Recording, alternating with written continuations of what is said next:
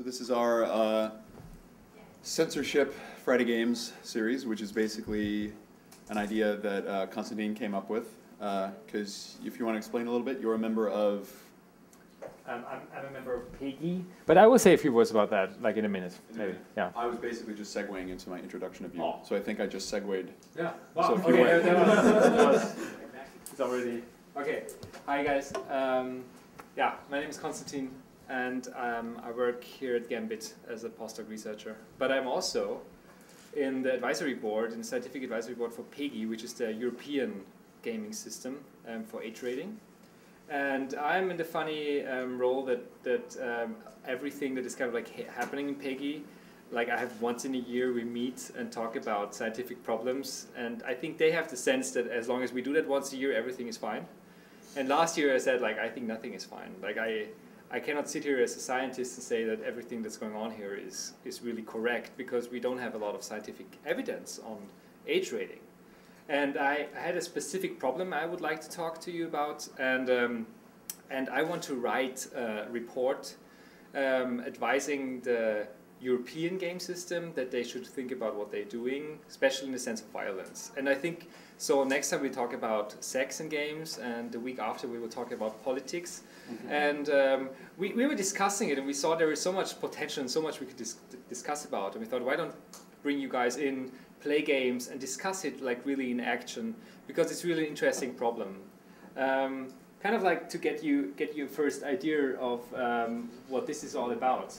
So somehow there is this scare out there in the world that the games could be harmful for kids, for young adults, and this fear is not really brand new. It's quite old. Socrates came up with it in the myth of Toit. I'm not sure if you know that story, but in that story, a god comes to the king Thamos, Egyptian king, and says, "Hey, I got these really cool inventions, like writing and playing dices, and some other stuff." And he said, like, "Well, I think this is really useful for humans." And the king says, "No way! Like, we don't need that stuff. It would just harm our people. Like, everything good about our culture would be lost if we introduce writing and reading and playing." And a few centuries later, there was a really big issue coming up with this really horrible book. You might have heard about that, called The Sorrows of the Young Werther. Does anybody know that book? Thank you. So this book is in Germany like under the top 10 books to read when you're a student now. Back in the days, it was forbidden. Why? In this book, it's about Werther, and after being left by his girlfriend, he decides to kill himself. The whole book is about this process of, do I want to kill myself or not? And in the end, it's like, yes, I think it's better to kill myself. And what happened is people would dress like him and kill themselves like him. And it was like so many young men killed themselves like Werther did, that they tried to forbid the book and say this is really dangerous for young adults. And now, if you read it, it's really good. You know, like people are really happy when you read that in school. So it kind of like shows that there is a history of the fear that certain media content does harm our youth. And what about violence in games? And Matt said that he would give us a small history of violent games. Well, very, very, very small.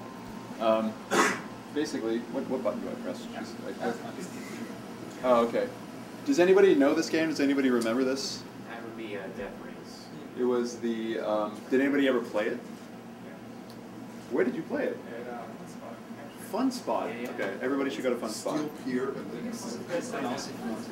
Oh, okay. And you played it in Atlantic City. Steel Pier. This game is 76, I think, and it was definitely.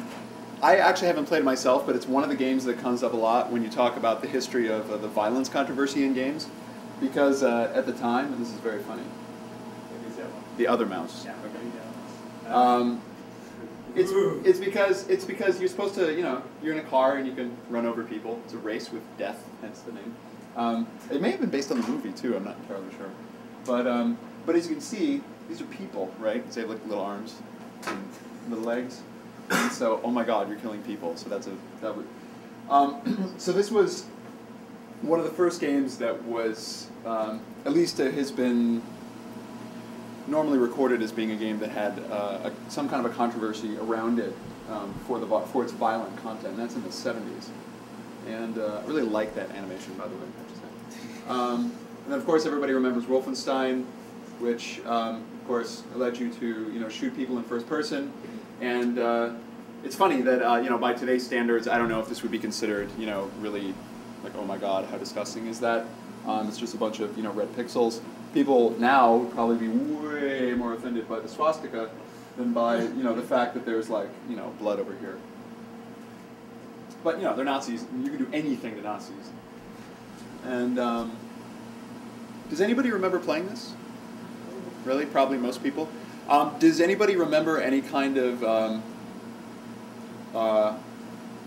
kind of a discomfort from other people, maybe some people who were older than you when you played it about what? Can you just talk about that a little bit? Do you remember? Or? Actually, I think that the parents of both myself and the guy whose house I was playing it at both wanted to see the game and make sure that it was kind of okay because they'd heard terrible things about the Demon Wolfenstein 3D. Yeah. So you had heard about the terrible things. So the parents had heard about the terrible things. Heard about it. Actually, I think I might have heard that it was a super violent game and it made me more inclined to play. And then did you tell your parents that it was violent? Or did Yeah, they I think find it out? possibly some combination of the two. Okay. I don't even recall. You're like, hey, Mom and Dad, I really want to play this horribly violent game. Yeah, it's so great. You shoot lots of Nazis and it's the best. But then, so what did they say when they saw it? Do you remember? I think they didn't see what all the fuss was about at the time. Yeah, so basically they saw it and went, I don't really know what to think. And then just But they let you play it? Let me play it anyway, yeah. They did let you play it, and you're fine. Yeah. Well, ish. I remember that game. My first girlfriend left me. Because of this game? No. To play Doom. I don't want to talk about why.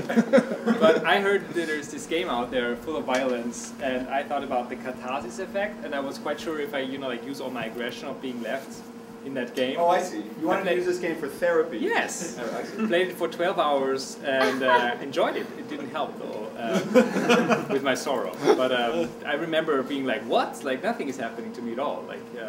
Oh, so you had heard about these cathartic qualities of violent games, and you were like, well, that's not true. No, it's not true, by the way. Yeah. Okay. And this is 92, I believe. And then, of course, a few years later, maybe the next year, I'm not entirely sure, 93 maybe, 94, was Doom. What? 93, okay. I believe you.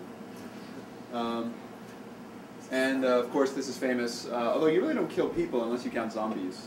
There's zombies in the game. I mean, this is sort of like an extension of Wolfenstein, but does anybody remember specifically the controversy around this? Was there like more of a controversy, or does this and Wolfenstein just kind of blend together in your head as being kind of the same?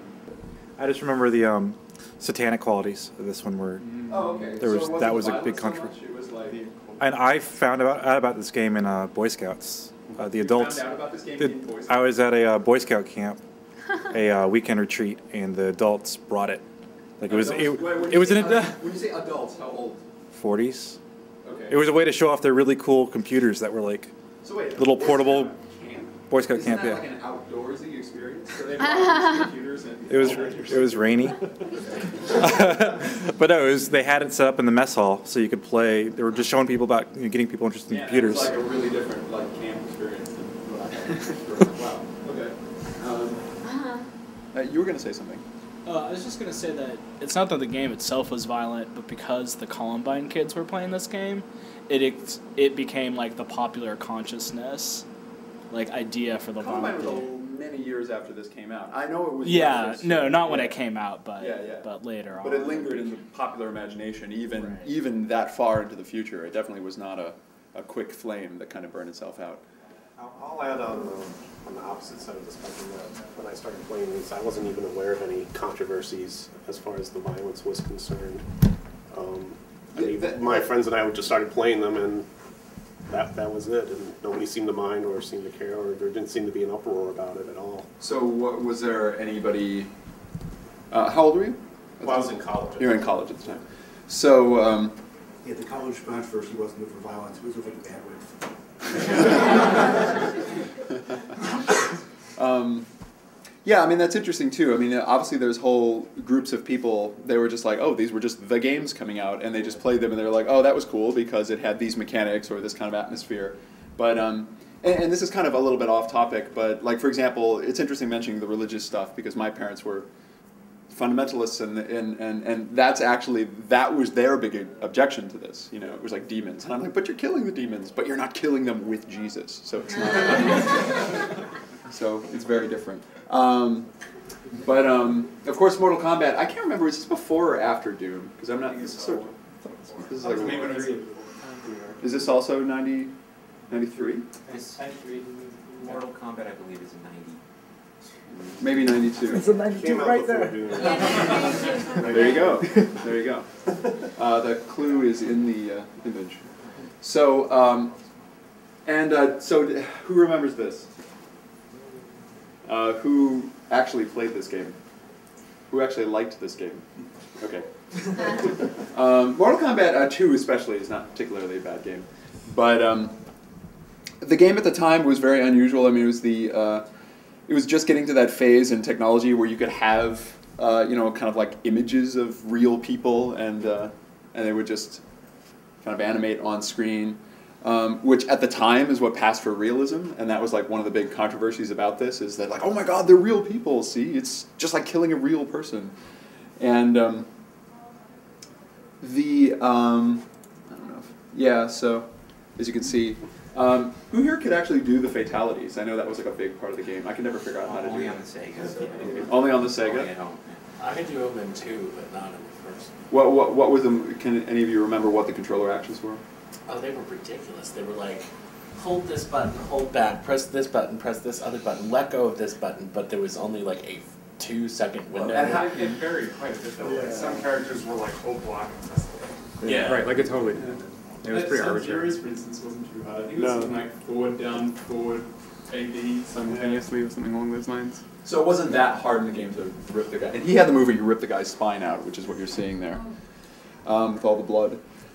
And this game, which Constantine is going to talk about in a minute, actually has a really important impact on game. This game in particular has an important impact on game censorship. And then, of course, in the same vein, also using the same style, is Lethal Enforcers, which is, I mean, to look at these things now, they're just hilariously stupid, right? Because they're just these pictures of people in like bad, early 90s, late 80s kind of cop outfits that you would buy at a cheap costume shop that have been set up in front of these cardboard worlds, and then they're just like pointing fake guns and stuff. That car looks really dangerous. I wouldn't drive that. Well, it doesn't look, it doesn't look drivable. We've got you covered, though, they say. So there you go. This was another arcade game, and it's interesting to think that Wolfenstein and Doom were both home games, but this and Mortal Kombat were both arcade games, and also to think about that kind of stigma of the arcade as like a place for hooligans and all this kind of stuff. Wonder if that has anything to do with it. But I mean, you look at this now. This is just hilarious, right? I mean, this is not even anything that anybody would take seriously or think was even remotely real. But just the fact that it was like images of real people, even pixelated as they were at the time, was a really big deal. And there was even 2 U.S. senators who got really upset about this game in particular, and made a big stink about it. And there was actually a reference in the game Snatcher, if you ever played that, to this particular court case where they talk about it in the game, which was pretty interesting. And then there's Night Trap, which we couldn't decide if we wanted to. We may come back to this one next week because it kind of straddles the violence and sex thing. But Night Trap is also like really famous as part of that whole era of like, I mean, at the time this game was mentioned in sort of actual legislation that was going on at the time. I mean, to think about it now, it's hilarious. But again, it was like, oh no, it's real people. So, has anybody played this game? Does anybody here? How many people know about it though? Okay. Does anybody can anybody explain what you remember hearing about it at the time? It was like a lot of like scantily clad women in awful situations? All I know is that it really was more of just. I've been getting the point because they claim that it allowed you to kill girls when. I don't even know if it does, though. Does it? It doesn't. No. The point of the game is actually supposed to be saving the girls from getting killed. But you get to watch them luridly get horrible. Yeah, you can watch them die, but that's not the point of the game. I see. And there's vampires in it? Like this could Yeah, you're saving them from vampires, and it's really just setting off a bunch of traps that are really just a trap door opens and they just happen to fall into it. That's why it's called Night Trap. Exactly. Wasn't it on a platform nobody had? The Sega CD. Yeah, I vaguely recall thinking, wow, no one's ever going to play this because nobody has a Sega CD. But it's funny though. I mean, the game. I think the only reason anybody ever bought it is because of the controversy. Right. Of course, there's Grand Theft Auto. Also, now this is a few years later, but it's just funny. I wanted to just show this because I feel like by the standards of today, even this looks rather cartoony. And if there's a running theme in this, which of course we'll get into, is the idea that there's this kind of ongoing tension between like what looks real and what doesn't, and how you define realism, and what's cartoony and what isn't. And even though some of this earlier stuff was real for the time, later of course it seems a lot less real. And realism is always, what is real is kind of always changing. How many people played this when it came out? How many people remember the controversy about it when it came out? Like, can anybody explain exactly what that was all about, or what they remember? Or just, do you not really remember it being that controversial? Well, I mean, I think this also coincided with the rise of Jack Thompson, because he was the one who was bringing a lot of these cases to court, or these lawsuits, and it was connected with the one case that kept coming back was the whole idea that you could beat up prostitutes for money. Was that spearheaded by him? Because that's the famous thing about Grand Theft Auto, right. is the fact that you could like have sex with a prostitute and then run her over and then get money. Yeah. And was that him though? Well, he certainly reiterated it a lot, but I don't know. He was certainly not only him. Yeah, it wasn't only him. Yeah. This game is 2000. Oh, go ahead. Yeah, I mean, I could have the wrong game, but I remember the controversy being that you could be the bad guy and kill good guys, i.e., cops. You mean that you were a criminal? Yeah, right. And basically, if you look at the games up to that, you were the people you were killing were bad guys. They were zombies or they were criminals, and this allowed you suddenly to take the other role. And I remember that being a big issue at the time. Yeah, like in Wolfenstein, you're the Allied force, right? You're not the Nazis. Yeah, you're killing Nazis. You know, it's like hard to get upset about that. And in Lethal Enforcers, you're cops also. You know, you're like some crazy, dirty, hairy cop, but you're still a cop. Well, this is even stronger than that. It's not that you're allowed to take on the role of criminal. You have to win the game. Yeah, exactly. You are a bad person. There have been other games. This isn't like literally the first game that invented the idea of being in the role of a criminal. But it's one of the first that was wildly successful and popular.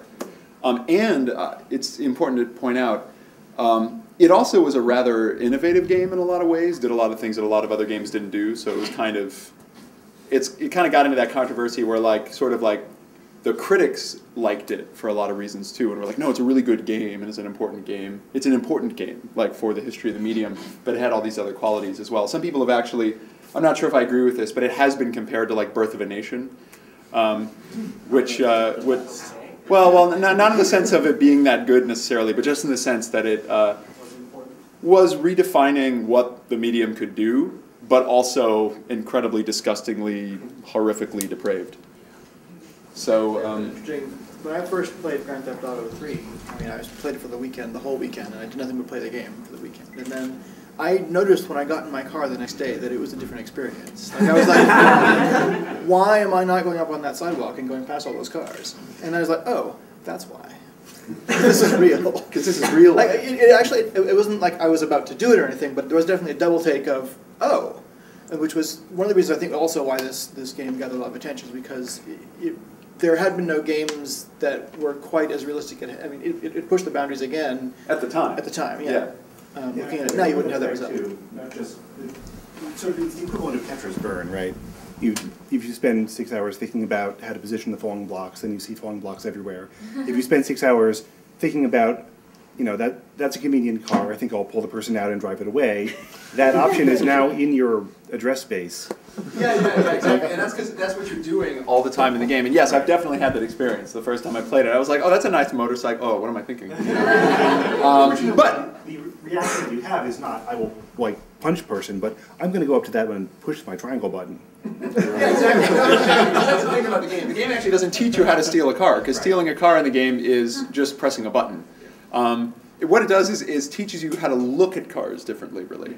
And it makes you expect traffic to stop when you're in the middle of the road. Yeah, that's the other thing too. It's like because roads just don't mean anything in this game. And also means you could take five shots to the chest and you won't die. Yeah, I mean, it's interesting because I don't usually find myself in a firefight situation, but I do find myself in a driving situation often. And it's interesting that the game was controversial for, it's encouraging, criminal behavior. But it is interesting that the game did have these like weird effects sometimes. But I mean, I never stole a car, I never crashed a car. It was just like a funny thing that occurred to me in my mind. I will say, hey Matt, if I can I remember when we... You can't speak, actually.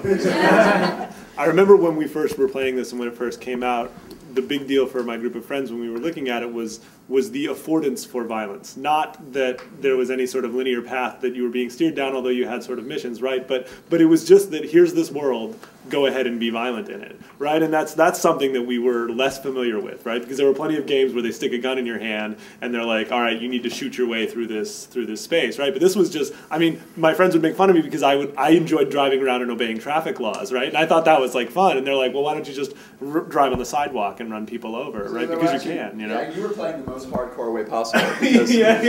Being an obedient citizen in Grand Theft Auto is the hardest way to play the game. Yeah.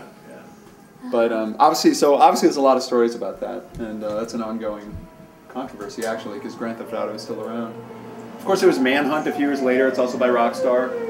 I think this game was famous because it was sort of about, a little bit different than Grand Theft Auto. It was like about trying to kill people in the most graphic way, and it was about like snuff films and voyeurism. As you can see, there was like this like grainy video thing going on here. How many people played this? I even got the earpiece. Oh my God, you got the earpiece? Oh yeah. So you listen to God, what's his name? What's his face? Yeah, I can't. British actor, I forget his name. Yeah, but he's telling you what to do next. He says it directly into your ear, and it's very creepy. Yes. Yeah. Did you notice in that game that this game actually made use of like the PlayStation 2 headset? Yeah, it was the normal headset you use for online play. But the implication is that in the game he also has a headset, so he's constantly hearing stuff in his ear. And if you don't have the headset plugged in, you just hear it out of the TV. But if you have the headset plugged in, you hear it. Also, though, this game did a really totally off topic. This game did a really brilliant thing though with. If you actually said "ah" or something and made a noise, and the microphone heard it, the people in the game would hear it. Did you ever notice that? Or were you very quiet? It's been years, so I can. That sounds familiar, but I don't remember that. Because like if you were just like, I want to kill this guy, and then you were just like, oh man, I didn't do it, they would be like, what, in the game, and walk over. And it's a stealth game. You have to sneak up on people. So therefore, I've played it.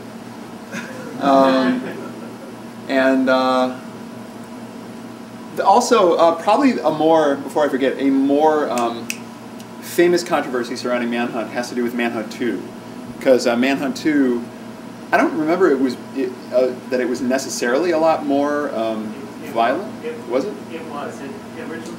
I remember reading about it. It originally got the AO, the adult zone. It originally got the AO rating, but it came out in the, and I don't know, Constantine, you might know if it came out in other regions of other parts of Europe, but I know that at least in the, well, I'm sure it never came out in Germany, but in the UK at least, I know a censored version of it came out, like a version where that video static you see was kind of like there was just more of it, over the killings and stuff. And then of course there's, has anybody played Postal? I've never. You've played Postal? What is it like? I have never played it. I only know about it through the controversy.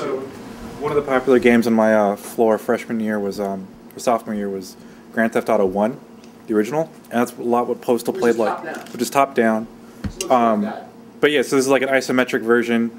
But again, it's little bitty people with you, also as a little bitty person with a gun, mowing things down, trying to fulfill missions that you don't really know what you're supposed to do. But isn't the premise of the game, isn't the thing that differentiates this, even from something like Grand Theft Auto, the concept of the game is that you're just going nuts. You like had it with society. Well, if you see like there, like population 0, you're trying to kill you're trying to kill all the hostile people, but you're also just trying to kill everybody, and you get points for killing. But that's the idea. You're supposed to. Are you actually a disgruntled postal worker? Oh, I don't remember that part. But it was going postal was the thing. Yeah. Where the title comes from. So Yeah. I just know from the guys who made Grand Theft Auto that they got the idea of doing it that version when O.J. Simpson was like not killing his wife, you know, and then he was driving around the car and you see all the police cars. They were watching and they were like, why not making a game like that when this maniac is just driving around?